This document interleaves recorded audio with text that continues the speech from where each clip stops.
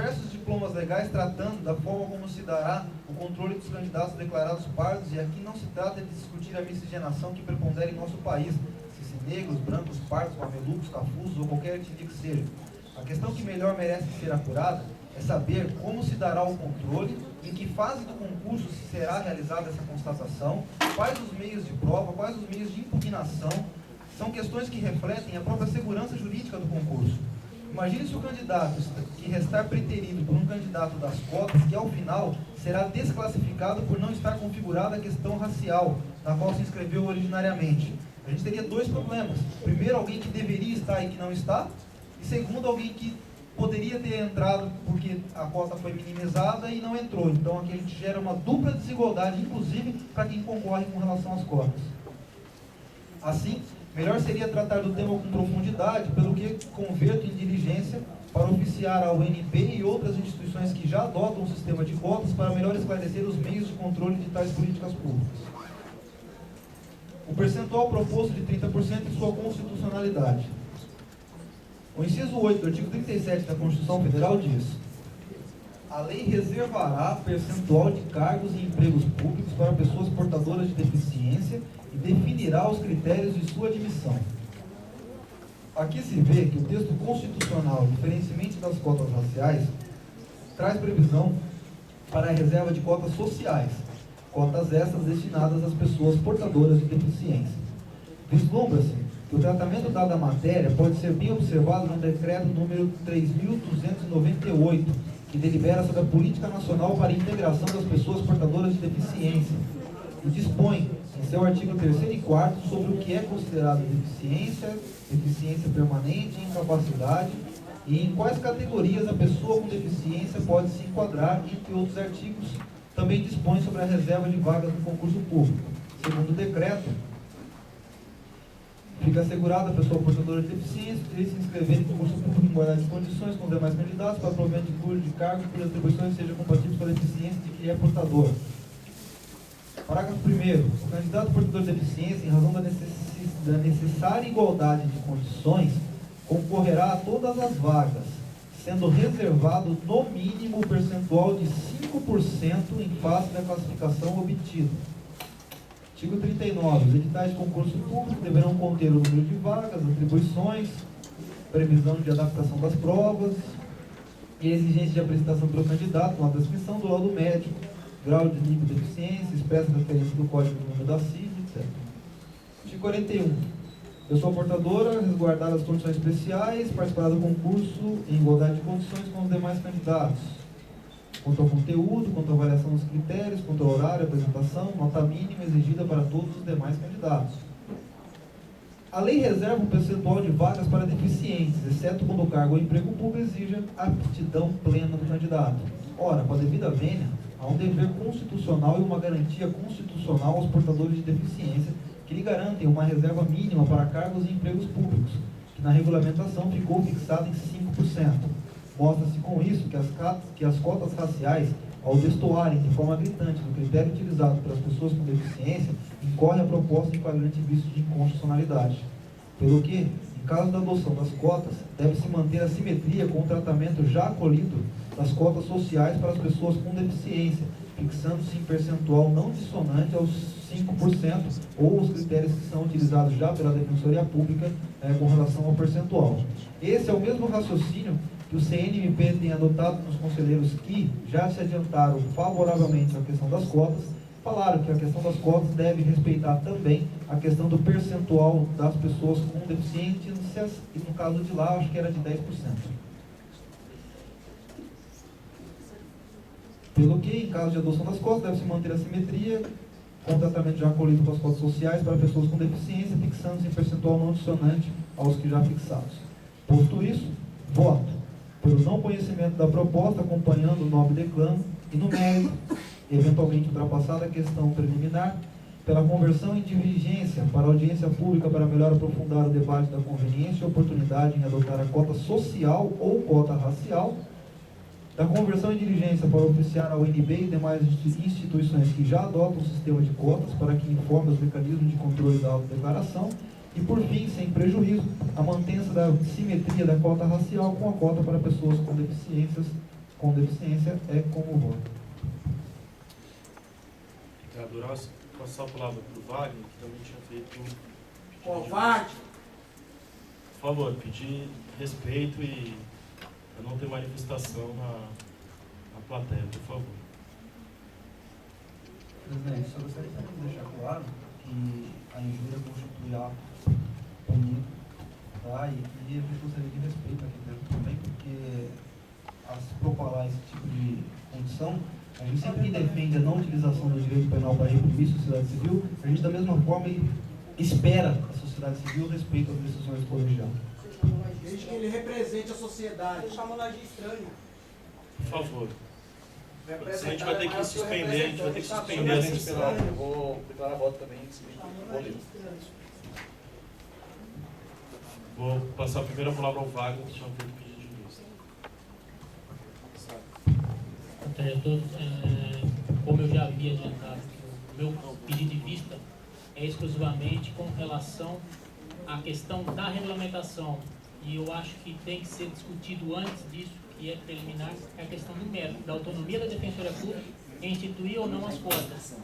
É por isso que eu me reservo aqui, caso entendam assim também, para apresentar esse pedido logo após o resultado do mérito. Por quê? Porque se por acaso não for aprovado, isso aqui fica prejudicado. Então, caso eu possa falar, então, acho que é o caso do... Se alguém...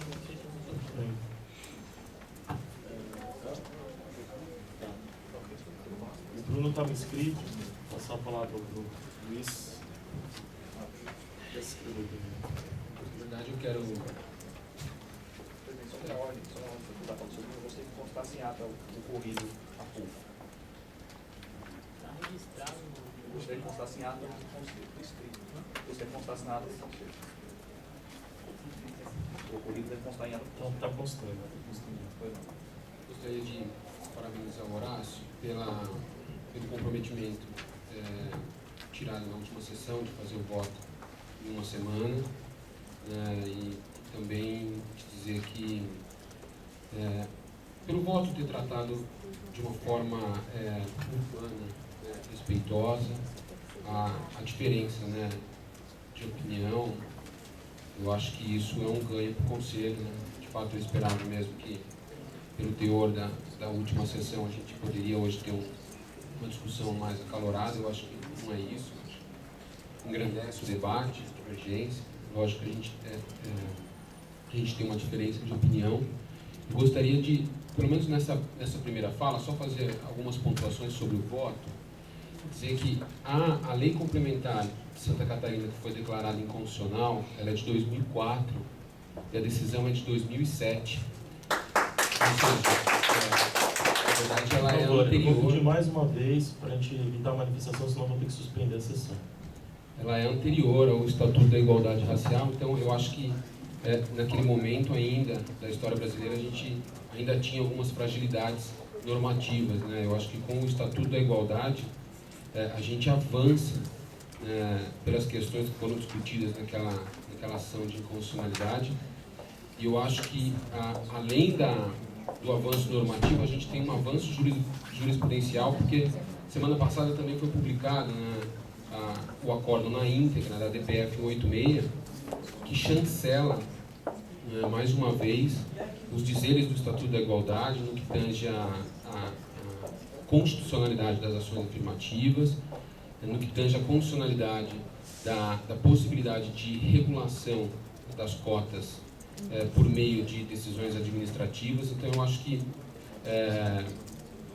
nós temos base muito mais avançada e moderna no que tange a essas políticas.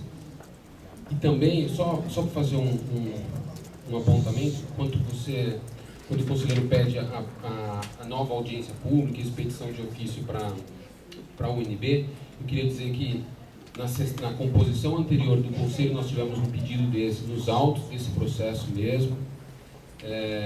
Foi feita uma audiência pública, salvo engano, dia 13 de novembro, eu não tenho certeza da data, mas salvo engano, 13 de novembro, aqui no auditório da Defensoria. Nós tínhamos quase 80 pessoas presentes. Dentre os presentes estavam o senhor Evandro Chaves Pisa Duarte, que é integrante da UNB, participou do processo, participou da comissão de acompanhamento das ações afirmativas na UNB, e que é autor de diversos livros de cota racial. Eu acho que já representou, né, uma participação da UNB apoiando as cotas da Defensoria, então acho que não seria necessário fazer nova audiência pública para ouvir alguém da UNB. Como também tivemos a presença da doutora Lilian Furquim, né, pesquisadora da FGV, que também discutiu com bastante profundidade o tema. Eu acho que na linha do que nós dissemos semana passada, eu acho que nós temos uma clareza muito grande, e lógico que os dois posicionamentos têm fundamentos legais, têm fundamentos jurídicos, é mais mesmo uma visão de interpretação. A gente está fazendo uma interpretação, né, uma ampliação de efeitos ou não. Então, nesse sentido, eu acho que é desnecessário nós postergarmos para uma audiência pública, para ouvir representantes da UNB ou falarmos sobre cota socio-racial, porque nós já avançamos isso não só no país, mas na Defensoria também. Então, levando-se em conta que a base jurisprudencial trazida no voto foi anterior ao Estatuto da Igualdade, e o voto que eu li semana passada tem por base não só o Estatuto da Igualdade, mas também a DPF 186, eu acho que esse Conselho tem segurança jurídica para aprovar cotas na forma que foi lido semana passada. Obrigado. Próximo inscrito, conselheiro Luiz Eduardo. Presidente, como eu me adiantei, eu vou fazer a leitura do voto, mas antes de ler especificamente, só vou dirigir ao conselheiro Bruno com dois aspectos. Primeiro, que esse conselho colegiado atual tem 6 meses de conselho. Tanto eu quanto o conselheiro Horácio, o conselheiro Alexandre e alguns outros aqui nem faziam parte da composição anterior.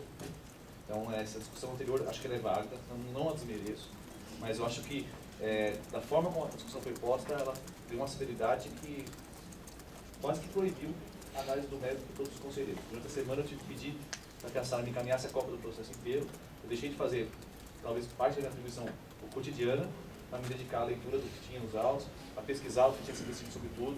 Então não é tão simples quanto se parece, não está tão assim, até a própria gestão tem essa mácula da novidade e carrega consigo isso. E a gente até, nas nossas conversas aqui, nos nossos debates, carregamos isso. Olha, eu sei que está começando, eu sei que vocês estão iniciando o trabalho, será que dá para ver isso, será que dá para ver aquilo? Eu sei que é uma demanda que conclama anos, eu sei disso, todos nós sabemos. Mas esses anos não foram impostos aos conselheiros. Infelizmente, não está nas minhas costas há 500 anos a decisão disso ou não. Então, acho que, nunca desmerecer o que você falou, mas talvez essa questão não é bem por aí. E a DPF mencionada não diz respeito a cotas em concurso público. Ela diz respeito a cotas em universidade, para ingresso em universidade. São temáticas parecidas, talvez não semelhantes, talvez próximas, talvez até comportem a mesma solução. Não estou dizendo, e no meu voto, ao final dele, eu nem estou dizendo o contrário disso. Mas estou dizendo que isso são coisas parecidas, são semelhanças, casos analógicos, mas não idênticos ao que foi decidido. Feita essa análise, eu vou passar a leitura do meu voto, se permitir. Eu tento ser breve, não é tão curto, mas eu vou, no que puder, pular e assim segue. Trata-se de proposta de alteração da Legislação 10 de 2006 do CSDP, que estabelece regras para a realização do concurso de ingresso na carreira de defensor público.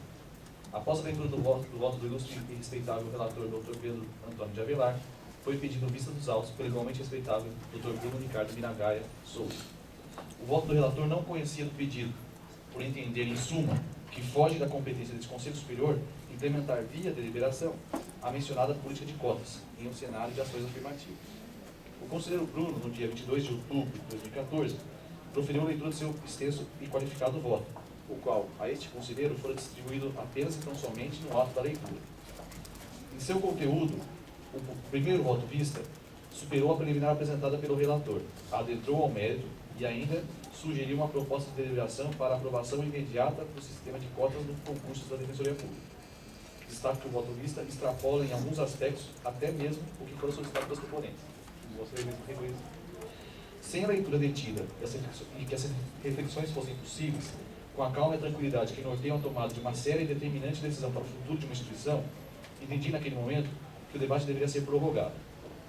Para minha surpresa, conforme a publicação do Diário Oficial de 24 de outubro de 2014, houve antecipação de voto dos conselheiros Bruno Dias Napolitano, Luiz Gustavo Fontanete Alves da Silva, Augusto Guilherme Amorim Santos Barbosa, Wagner Ribeiro Oliveira e Cátia Bédia Romero, que acompanhavam o voto do conselheiro Bruno Ricardo Miragaia Souza, CSDT 351/2013, sem contar também com a manifestação do voto favorável do defensor público geral. Ao final, a votação não foi encerrada. Não votou, mas, como eu disse, a manifestação favorável não votou.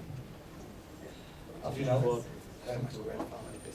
desculpa, só suprimo. Ao final, a votação não foi encerrada por um pedido individual de vista do conselheiro Horácio Xavier Franco Neto, o qual foi seguido pelo conselheiro Wagner Ribeiro de Oliveira, que já tinha antecipado seu voto. O jeito de votar é individual de cada conselheiro e o alinhamento político de cada um é notável. O voto do conselheiro Bruno Miragaia, pela inovação que apresentou, superando a preliminar apresentada, invadindo o mérito, propondo medidas além das solicitadas pelo proponente, carecem, ao meu ver, de maior reflexão. Contudo, os conselheiros alinhados aos seus ideais, posicionamentos e grupos entenderam por bem antecipar seus votos. Desta maneira, sem dúvida, a matéria já está aprovada, ainda que os 4 conselheiros faltantes se oponham à proposta do primeiro voto vista. Nada se alterará ao quadro deliberativo.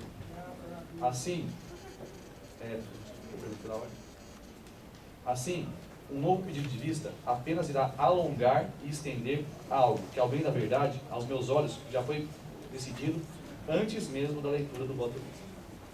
Após ouvir a manifestação da sociedade civil que compareceu a este grande conselho, bem como ouvir a manifestação dos votos dos conselheiros que já fizeram antecipadamente, bem como ler os documentos que instruem os autos, acredito que a questão aqui proposta, deve ser solucionada mediante o enfrentamento de 2 situações.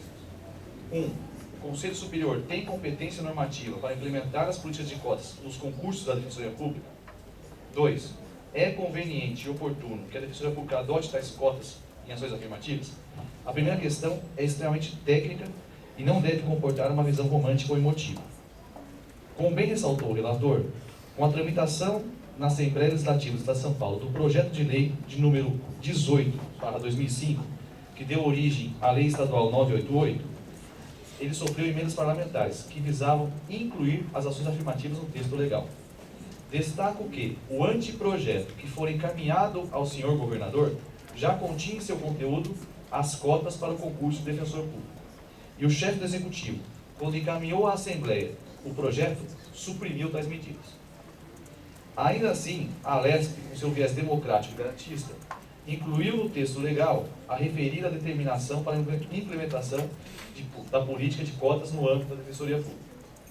Infelizmente, o governador do Estado de São Paulo vetou as inclusões do Parlamento e, além disso, encaminhou à LESP um projeto de lei que visa instituir o sistema de pontuação acrescida para afrodescendentes. Trata-se do projeto de lei número 01/2006, o que está pautado para a ordem do dia, conforme folhas 90 dos autos. Devo destacar que, quando da aprovação da Lei 988/2006 e quando do envio da Lei Complementar 1/2006, já estava em vigor a Emenda 45. Foi por intermédio da Emenda Constitucional número 45 que houve a inclusão do parágrafo 2º do artigo 134 da Constituição Federal, com a seguinte redação: as defensorias públicas são asseguradas autonomia funcional e administrativa e a iniciativa de sua proposta orçamentária, dentro dos limites estabelecidos na Lei de Diretrizes Orçamentárias e subordinação ao disposto no artigo 99, parágrafo 2º. Obviamente, no que tange à autonomia funcional e administrativa, a mesma já existe desde 2004. A recente emenda constitucional número 80 em nada se relaciona com esta autonomia. Pela leitura do texto reformador, note-se que a grande conquista, além da determinação de que os defensores públicos devam estar presentes em todas as comarcas, foi a autonomia legislativa, até então ausente. Assim, num primeiro momento, a emenda constitucional número 80 deve ser afastada do presente debate. O texto legal que temos hoje, no que tange à abertura, organização e regulamentação do concurso de ingresso da Defensoria Pública, é idêntico ao que foi sancionado na Lei 988/06. Não há nenhuma nova norma jurídica a respeito do tema. Todos os envolvidos na elaboração da 988, desde os autores do anteprojeto, os membros da Assembleia Legislativa do Estado de São Paulo e o governador do Estado de São Paulo, entendiam que a implementação da política de ação afirmativa dependeria de lei complementar. Tanto é verdade que há projeto de lei em andamento na Assembleia Legislativa. E, curiosamente, naquele espaço, não se tem notícia de qualquer movimentação, seja da Defensoria Pública, seja dos proponentes do presente pedido, bem como de toda a sociedade, no sentido de ser aprovado tal veículo introdutor de normas jurídicas. Há de se destacar que, no que se refere à competência desse grande conselho, não houve uma única alteração normativa capaz de levar à conclusão no sentido de que a autonomia da Defensoria Pública está robustecida. Os artigos 31 e 90 da Lei Complementar 988 não são novos e nem foram objeto de reforma. Não há que se afirmar que o Estatuto da Igualdade Racial teria o condão de alterar o panorama normativo. Trata-se de lei ordinária de aplicação cogente à União. A organização da carreira de defensor público, seu concurso de ingresso, entre outras regras, requer a implementação via lei complementar, como bem ressaltou o nobre relator. Nesse aspecto, afasto a visão do primeiro revisor. A lei é uma garantia do cidadão e, antes de mais nada, uma representação da vontade democrática, muito mais representativa do que qualquer deliberação deste egrégio Conselho Superior. Também afasto os argumentos contidos no primeiro voto do revisor de que o Brasil é o país das leis. Desconheço qualquer estudo científico comparativo nesse sentido.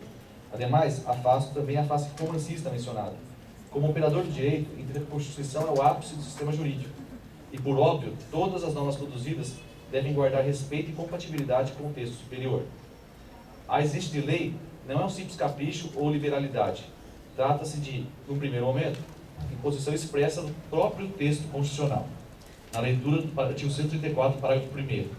Lei complementar organizará a Defensoria Pública da União, do Distrito Federal e dos territórios e prescreverá normas gerais para sua organização nos estados, com a carreira, com encargos de carreira providos em classe inicial, mediante concurso público de provas e títulos, assegurados a seus integrantes a garantia da inamovibilidade e vedado o exercício da advocacia fora das atribuições institucionais.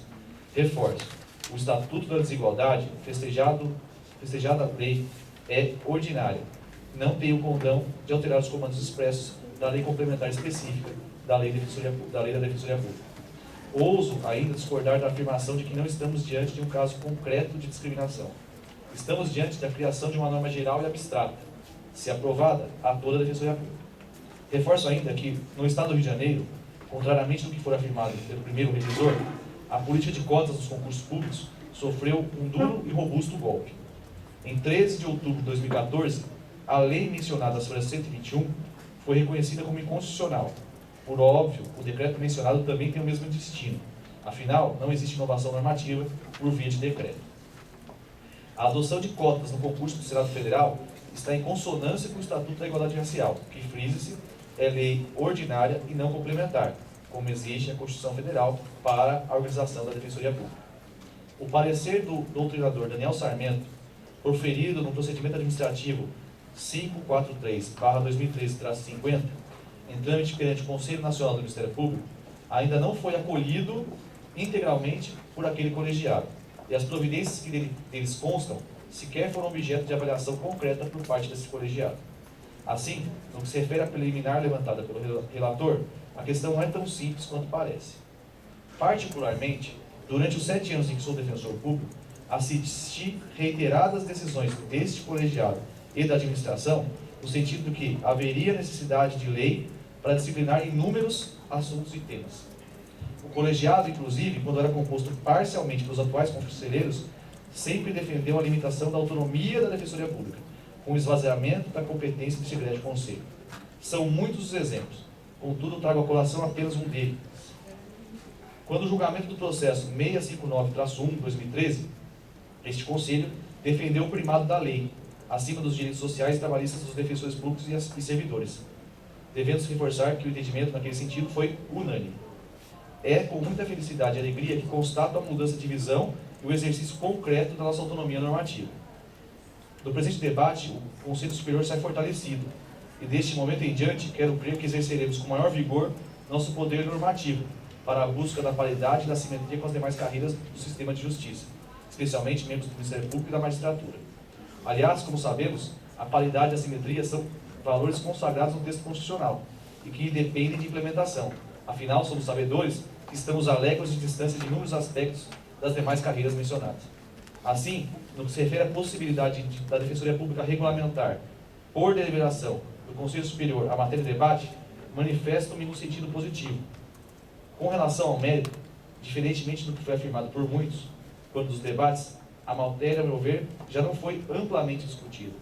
Se muito, tivemos 2 sessões do Conselho, nesta atual configuração, para tratar do tema. Não houve uma única manifestação contrária à proposta apresentada. Não há um estudo sério robusto que cruze a proposta formulada com o sistema de cotas no ensino superior. Não há sequer a ideia de como operacionalizar a mencionada proposta. Assim, aos meus olhos, a matéria, pelo seu conteúdo, comporta um debate muito mais amplo, sério e rígido. Dentre outras medidas que entendo adequada, recomendo as seguintes. 1. A realização de um simpósio acadêmico a respeito do tema, com debatedores favoráveis e contrários à medida. 2. A coleta de informações junto ao Ministério Público Federal, no sentido de que, do parecer mencionado no primeiro voto vista, da lavra do ilustre doutrinador Daniel Sarmento, houve a determinação da realização de uma série de diligências, que, sem dúvidas, colaborariam para o presente debate. A discussão entre todos os núcleos especializados da Defensoria Pública, a respeito da presente medida.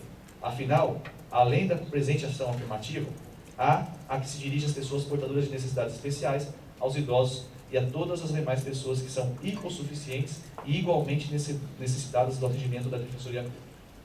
Que vem aos autos ainda, quais foram as medidas jurídicas que a Defensoria Pública do Estado de São Paulo tomou, nos anos de sua existência, para o fortalecimento do ensino público no Estado, levando-se em conta que a aprovação ou não de um concurso público está diretamente relacionada à qualidade do ensino que se implementou ao longo dos anos.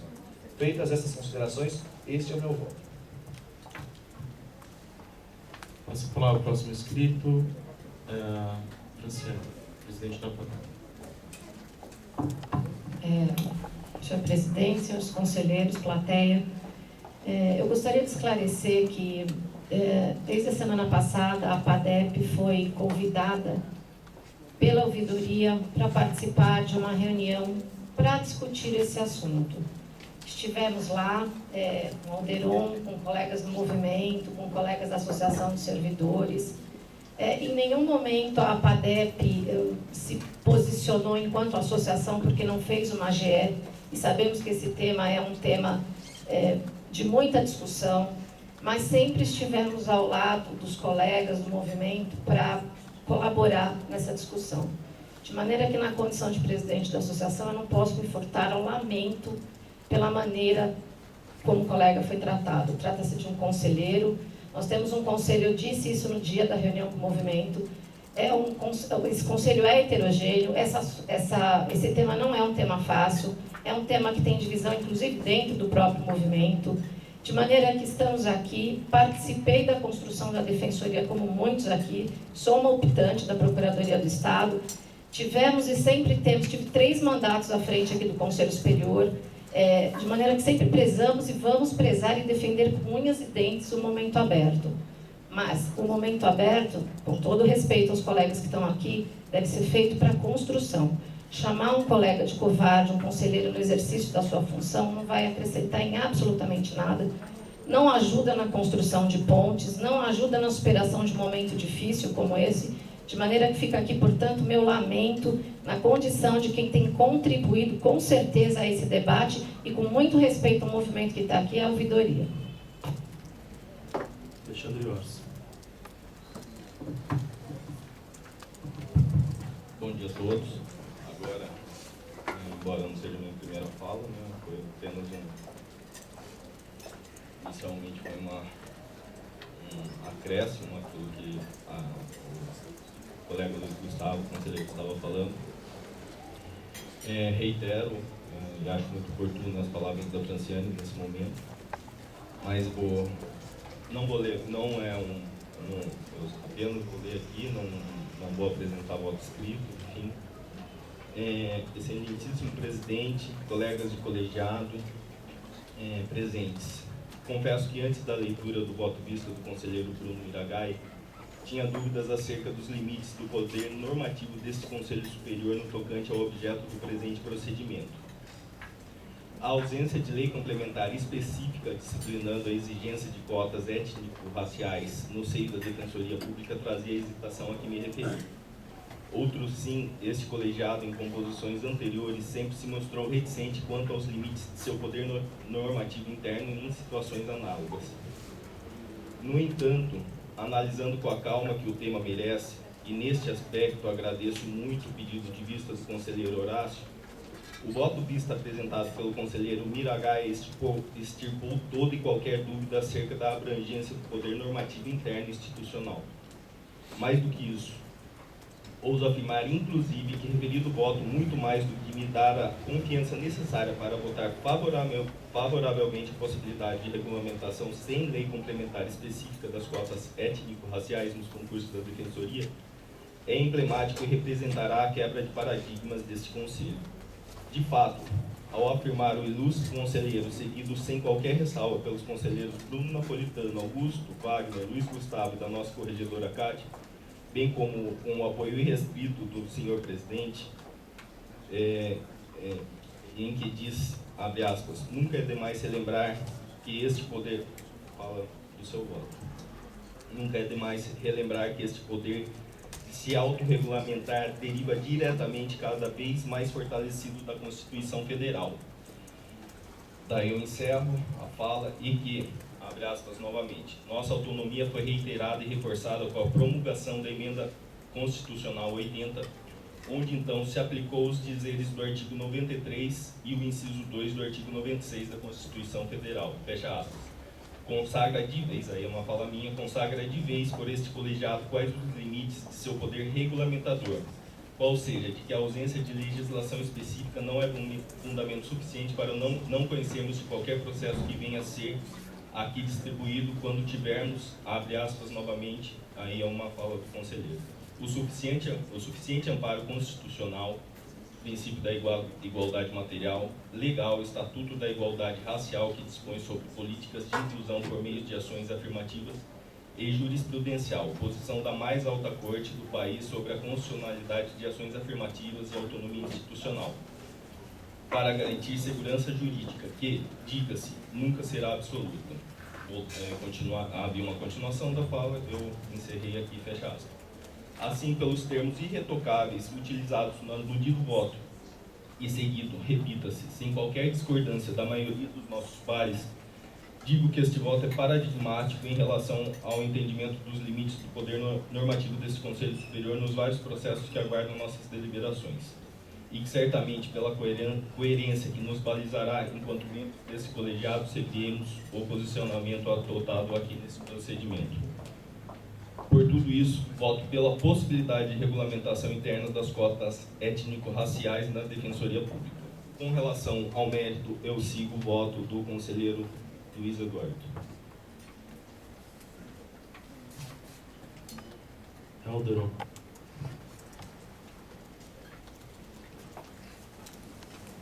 Bom, talvez esse seja o momento mais difícil, né, desse ouvidor, nesse tempo aqui de conselho, né?